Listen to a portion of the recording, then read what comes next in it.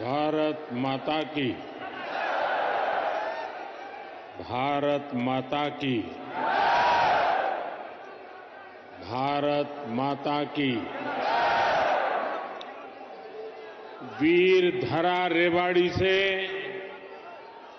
पूरे हरियाणा को राम राम।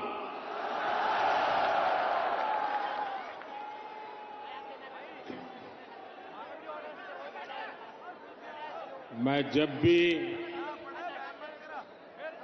रेवाड़ी आता हूं तो कितनी ही पुरानी यादें ताजा हो जाती है। रेवाड़ी से मेरा रिश्ता कुछ अलग ही रहा है। मैं जानता हूं रेवाड़ी के लोग मोदी को बहुत ज्यादा प्यार करते हैं।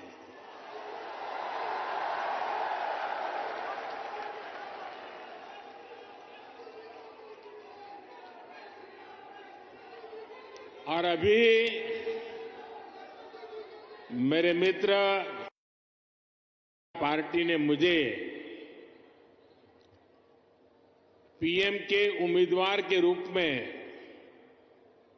घोषित किया था, तो मेरा पहला कार्यक्रम रेवाड़ी में हुआ था।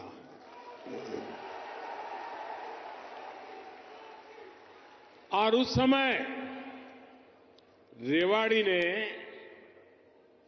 272 पार का आशीर्वाद दिया था और आपका वो आशीर्वाद सिद्धि बन गया।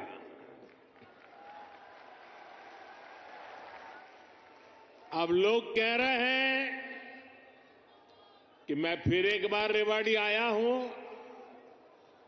तो आपका आशीर्वाद है अब की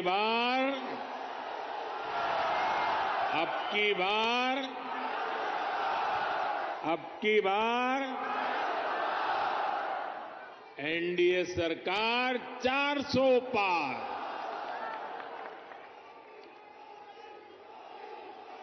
साथियों, लोकतंत्र में सीटों का महत्व तो है ही,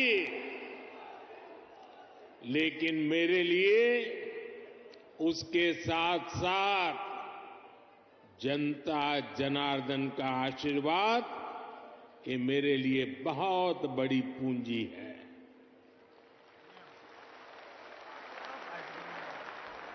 आज पूरी दुनिया में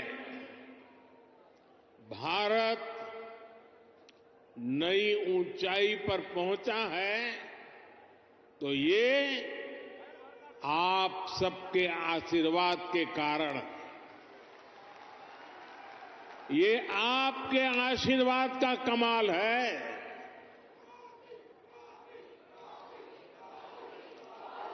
मैं कल ही 2 देशों की यात्रा के बाद देर रात हिंदुस्तान लौटा हूं। यूएई और कतर में जिस प्रकार का आज भारत को सम्मान मिलता है, हर कोने से भारत को शुभकामनाएं मिलती हैं, वो सम्मान सिर्फ मोदी का नहीं है, वो सम्मान हर भारतीय का है, आप सबका है।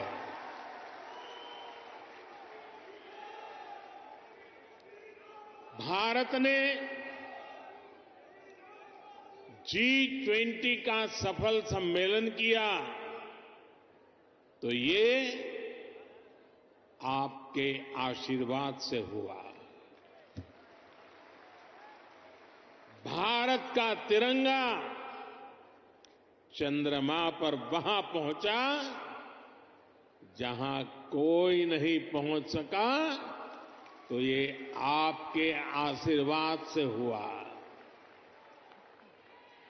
10 वर्षों में भारत 11वें नंबर से ऊपर उठकर 5वें नंबर की आर्थिक महाशक्ति बना, ये भी आपके आशीर्वाद से हुआ।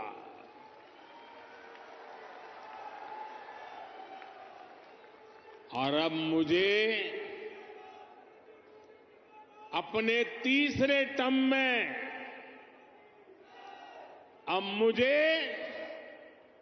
आने वाले सालों में भारत को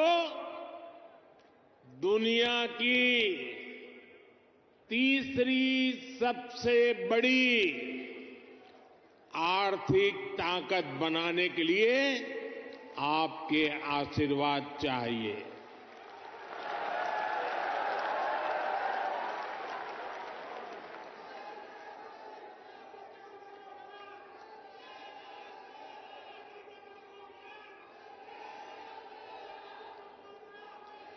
हरियाणा के मेरे भाई और बहनों,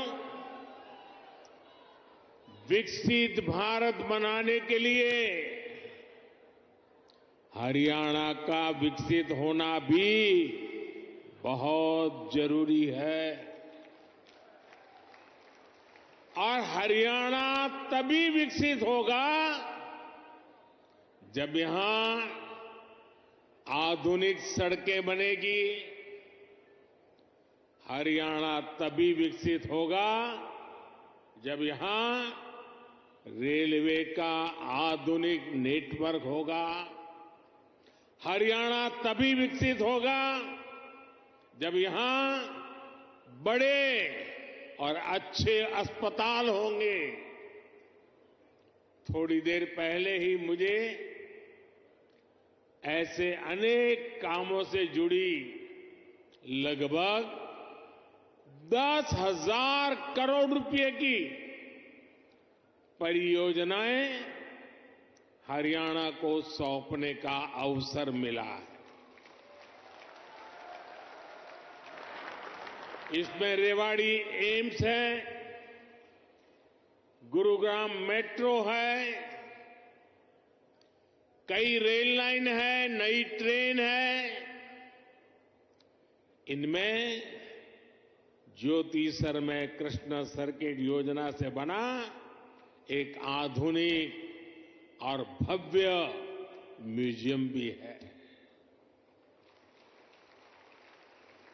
और प्रभु राम के आशीर्वाद ऐसे हैं कि आजकल मुझे हर स्थान पर ऐसे पवित्र कामों से जुड़ने का अवसर मिल जाता है। ये राम जी की कृपा है। ये म्यूजियम भगवान श्री कृष्ण के गीता संदेश और इस पावन धरा की भूमिका से दुनिया को परिचित कराएगा। मैं रेवाड़ी सहित पूरे हरियाणा के लोगों को इन सुविधाओं के लिए बहुत बहुत बधाई देता हूं। भाई और बहनों, आजकल देश और दुनिया में मोदी की गारंटी की बहुत चर्चा है।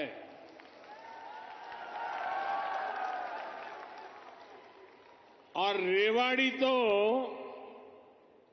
मोदी की गारंटी का सबसे पहला गवाह है। यहां पीएम पद के उम्मीदवार के रूप में मैंने देश को कुछ गारंटियां दी थी। देश की इच्छा थी कि दुनिया में भारत की साख बढ़े, ये हमने करके दिखाया। देश की इच्छा थी कि अयोध्या में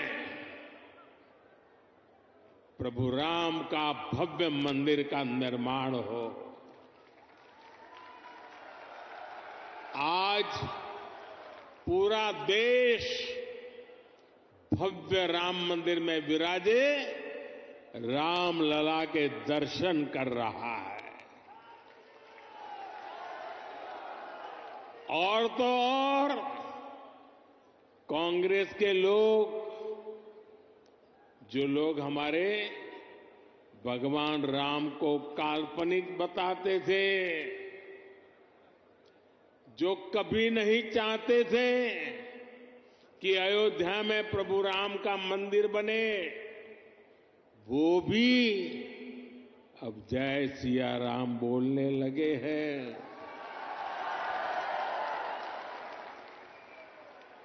साथियों, कांग्रेस ने दशकों तक जम्मू कश्मीर से आर्टिकल 370 हटाने पर रोड़े अटकाए थे। मैंने आपको गारंटी दी थी कि जम्मू कश्मीर से आर्टिकल 370 हटाकर रहूंगा। आज कांग्रेस की लाख कोशिश के बावजूद आर्टिकल 370 इतिहास के पन्नों में खो गया है। आज जम्मू कश्मीर में महिलाओं, दलितों, पिछड़ों, आदिवासियों को उनके हक मिलने लगे हैं। इसलिए ही तो लोगों ने एक और संकल्प लिया है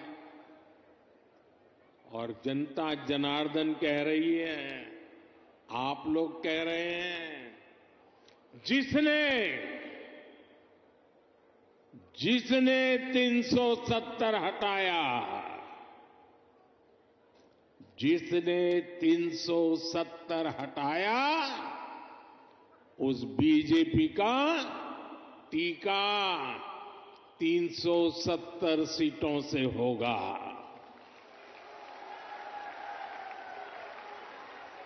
बीजेपी के 370 ही पहुंचाएंगे एनडीए को 400 पार। साथियों, यही रेवाड़ी में मैंने पूर्व सैनिकों को वन रैंक वन पेंशन लागू करने की गारंटी दी थी। कांग्रेस वाले सिर्फ 500 करोड़ रुपए दिखाकर वन रैंक वन पेंशन लागू करने का झूठ बोलते थे। रेवाड़ी की वीर धरा से लिया गया वो संकल्प मैंने आपके आशीर्वाद से पूरा किया। अभी तक ओआरओपी के तहत, वन रैंक वन पेंशन के तहत पूर्व सैनिकों को करीब करीब 1 लाख करोड़ रुपए मिल चुके हैं और इसके बड़े लाभार्थी हरियाणा के भी पूर्व सैनिक रहे हैं। सिर्फ रेवाड़ी के ही सैनिक परिवारों की बात करूं तो उन्हें ओआरओपी से 600 करोड़ रुपए से ज्यादा मिले हैं। आप मुझे बताइए, जितना पैसा रेवाड़ी के सैनिक परिवारों को मिल रहा है, उससे भी कम कांग्रेस ने पूरे देश के पूर्व सैनिकों के लिए बजट में रखा था, सिर्फ 500 करोड़। ऐसे झूठ और धोखेबाजी के कारण ही कांग्रेस को देश ने नकार दिया है। साथियों, मैंने रेवाड़ी वासियों को, हरियाणा के परिजनों को यहां एम्स बनाने की भी गारंटी दी थी। आज यहां एम्स के निर्माण की प्रक्रिया शुरू हो गई है और हमारे राव इंद्रजीत तो इस काम के लिए लगातार, वो बोलते कम है लेकिन जो तय करे उसके पीछे लगे रहते हैं। आज एम्स का शिलान्यास हुआ है तो मेरी गारंटी की, और मैं आपको कहूंगा कि आज उसका शिलान्यास किया है और लोकार्पण भी हम ही करेंगे।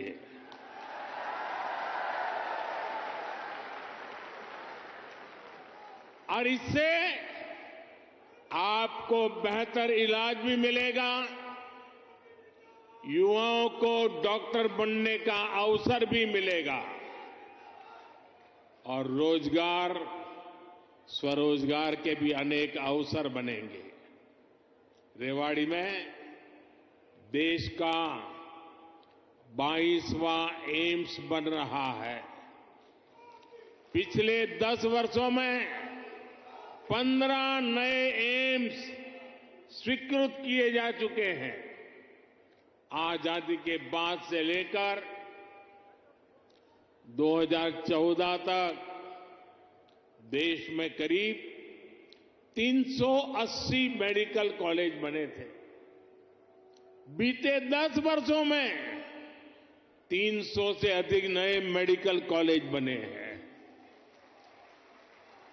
हरियाणा में भी हर जिले में कम से कम एक मेडिकल कॉलेज बनाने का काम तेजी से चल रहा है।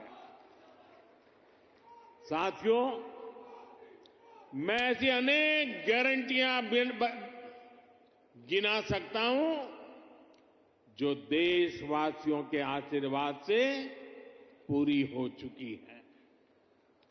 लेकिन कांग्रेस का ट्रैक रिकॉर्ड क्या है? कांग्रेस का ट्रैक रिकॉर्ड देश की आधे से अधिक आबादी को दशकों तक छोटी छोटी जरूरतों से दूर रखना का है, तरसाने का है। कांग्रेस का ट्रैक रिकॉर्ड सिर्फ एक परिवार के हित को देश और देशवासियों के हित से ऊपर रखने का है। कांग्रेस का ट्रैक रिकॉर्ड इतिहास के सबसे बड़े घोटालों का है। कांग्रेस का ट्रैक रिकॉर्ड आतंकवाद और अलगाववाद को बढ़ावा देने का है। कांग्रेस का ट्रैक रिकॉर्ड सेना और सैनिक दोनों को कमजोर करने का है। ये बातें याद रखनी जरूरी है क्योंकि आज भी कांग्रेस की टीम वही है, नेता वही है, नीयत वही है और उन सब की निष्ठा एक ही परिवार के लिए है। तो नीति भी तो वही होगी जिसमें लूट है, भ्रष्टाचार है, बर्बादी है।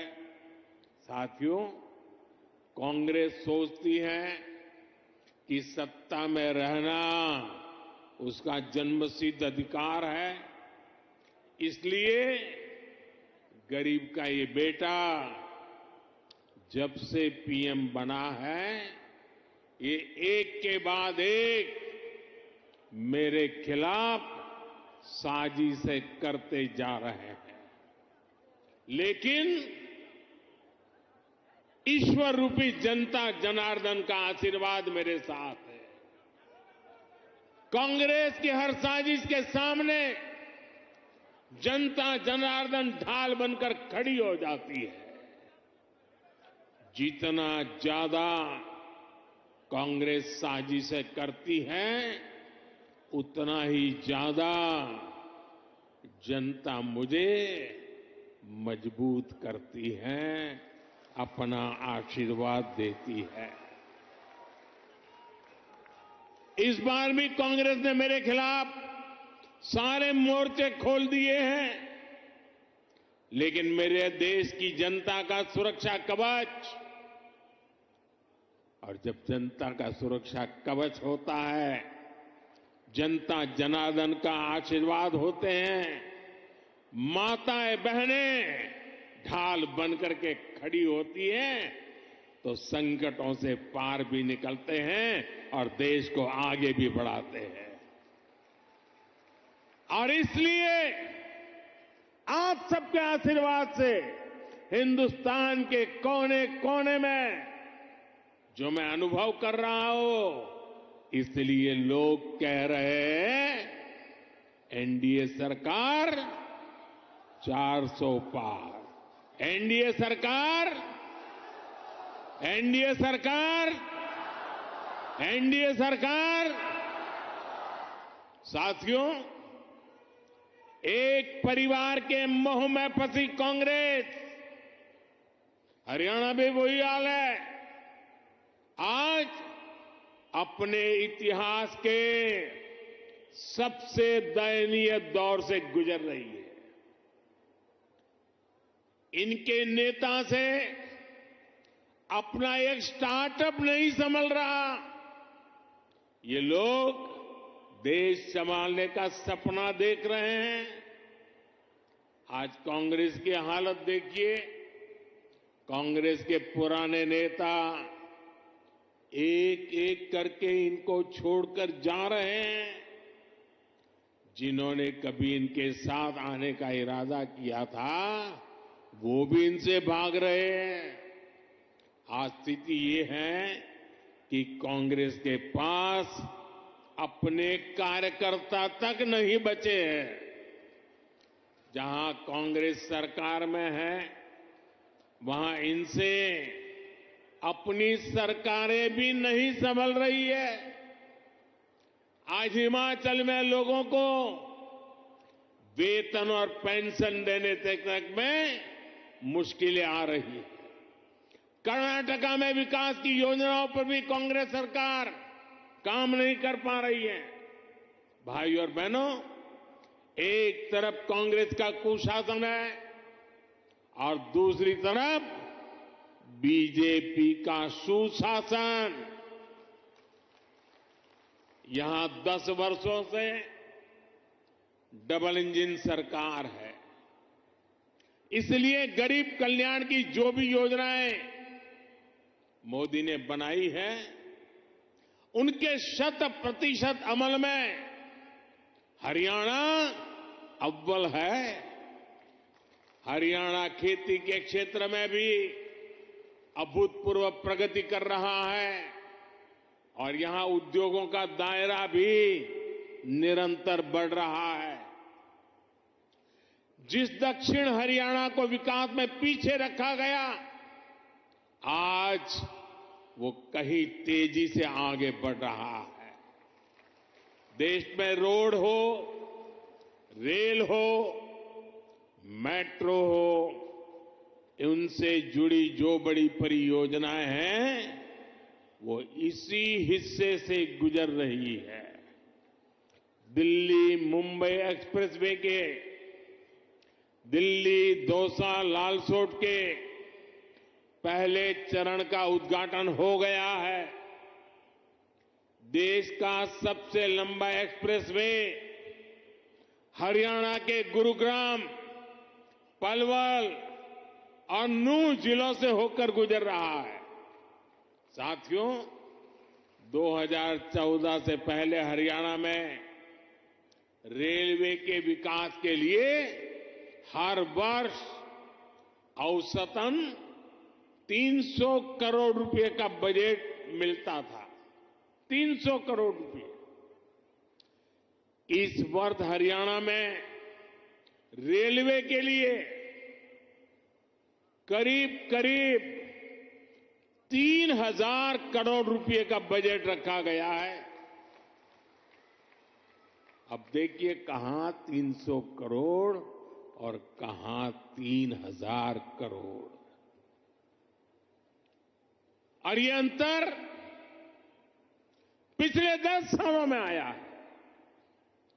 रोहतक, महम, हांसी, जींद, सोनीपत जैसी नई रेल लाइनों और अंबाला, कैंट, दप्पर जैसी लाइनों के दोहरीकरण से लाखों लोगों का फायदा होगा। ऐसी सुविधाएं जब बनती है तो जीवन भी आसान होता है और कारोबार भी आसान होता है। भाई और बहनों, इस क्षेत्र में किसानों को पानी की बहुत समस्या रहती थी। राज्य सरकार ने इस समस्या के समाधान के लिए भी सराहनीय काम किया है। दुनिया की सैकड़ों बड़ी कंपनियां आज हरियाणा से चल रही हैं। इसमें बहुत बड़ी संख्या में नौजवानों को रोजगार मिला है। साथियों, हरियाणा कपड़ा और परिधान उद्योग में भी अपना नाम ऊंचा कर रहा है। देश से निर्यात होने वाले 35% से अधिक कालीन, करीब 20% परिधान हरियाणा में ही बनते हैं। हरियाणा के टेक्सटाइल उद्योग को हमारे लघु उद्योग आगे बढ़ा रहे हैं। पानीपत हथकरघा उत्पादों के लिए, फरीदाबाद कपड़ा उत्पादन के लिए, गुरुग्राम रेडीमेड गारमेंट के लिए, सोनीपत टेक्निकल टेक्सटाइल के लिए, तो भिवानी गैर बुने हुए वस्त्रों के लिए आज प्रसिद्ध है। पिछले 10 वर्षों में एमएसएमईज के लिए, लघु उद्योगों के लिए लाखों करोड़ रुपए की मदद केंद्र सरकार ने दी है।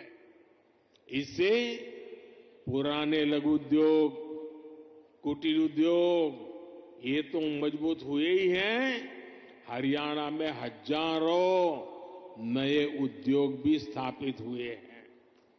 साथियों, रेवाड़ी तो विश्वकर्मा साथियों की कारीगरी के लिए भी जाना जाता है।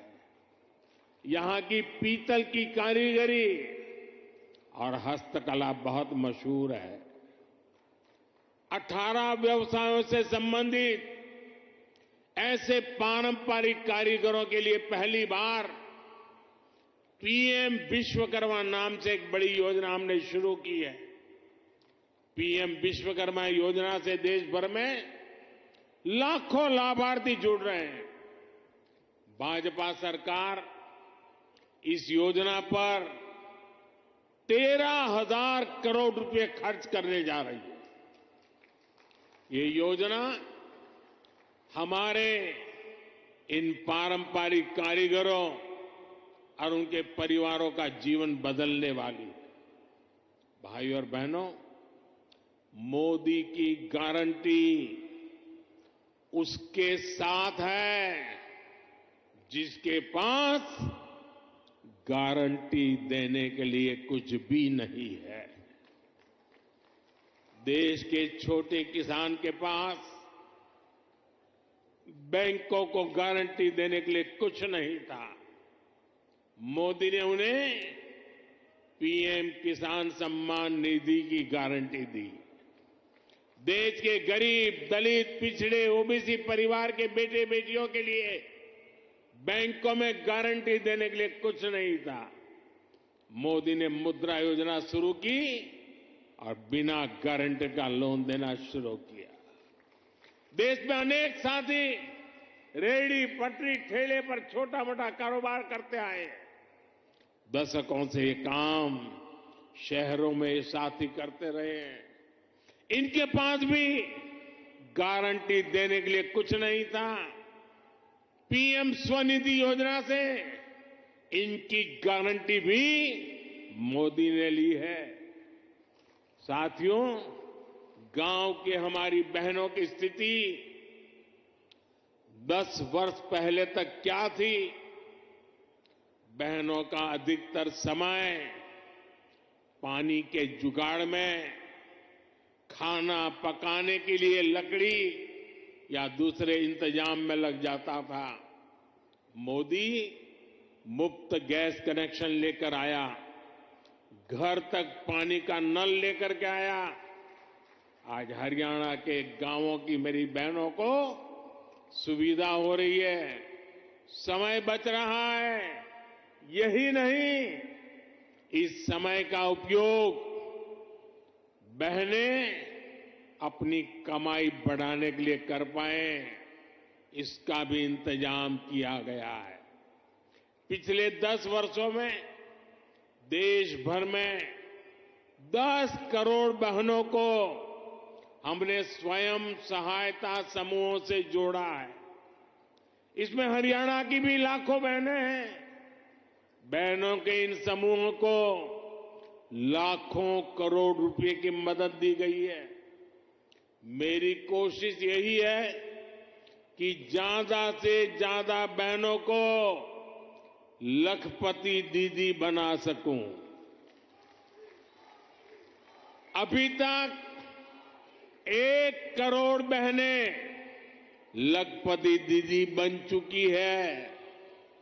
कुछ दिन पहले जो बजट हम लेकर आए हैं, उसमें 3 करोड़ बहनों को लखपति दीदी बनाने का लक्ष्य रखा गया है। हमने नमो ड्रोन दीदी योजना भी शुरू की है।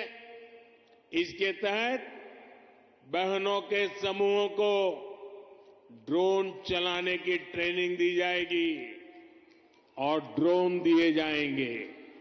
ये ड्रोन खेती के काम में आएंगे और इससे बहनों को अतिरिक्त कमाई होगी। साथियों, हरियाणा अद्भुत संभावनाओं का राज्य है।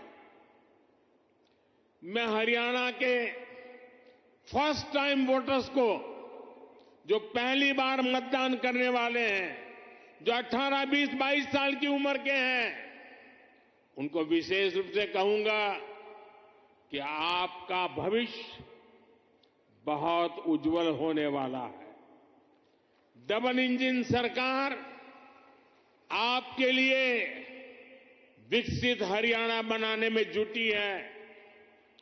टेक्नोलॉजी से टेक्सटाइल तक, टूरिज्म से ट्रेड तक, हर सेक्टर में रोजगार के नए अवसरों के लिए हम प्रयासरत हैं।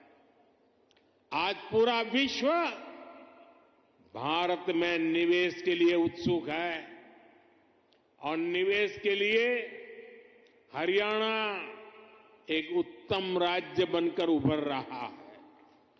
और निवेश बढ़ने का मतलब है कि नौकरी के नए अवसर भी बढ़ रहे हैं। इसलिए डबल इंजन की सरकार को आपका आशीर्वाद ऐसे ही मिलता रहे, ये बहुत जरूरी है। एक बार फिर आपको एम्स के लिए हजारों करोड़ रुपए की परियोजनाओं के लिए मेरी तरफ से बहुत बहुत बधाई। मेरे साथ बोलिए, भारत माता की। भारत माता की, भारत माता की। बहुत बहुत धन्यवाद।